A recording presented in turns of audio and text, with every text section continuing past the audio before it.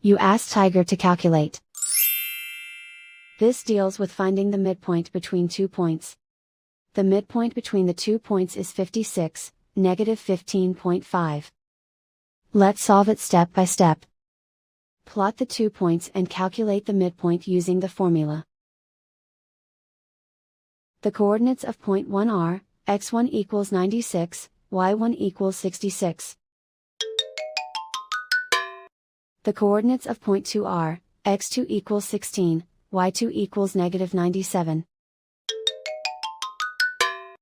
PM represents the midpoint of the 2 points.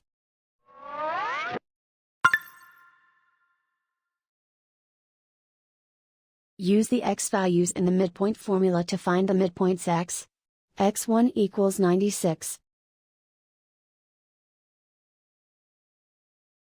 x2 equals 16.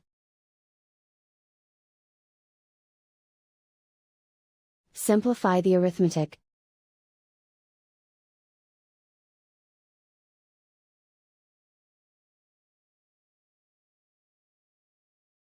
Use the y values in the midpoint formula to find the midpoints y. y1 equals 66. y2 equals negative 97. Simplify the arithmetic.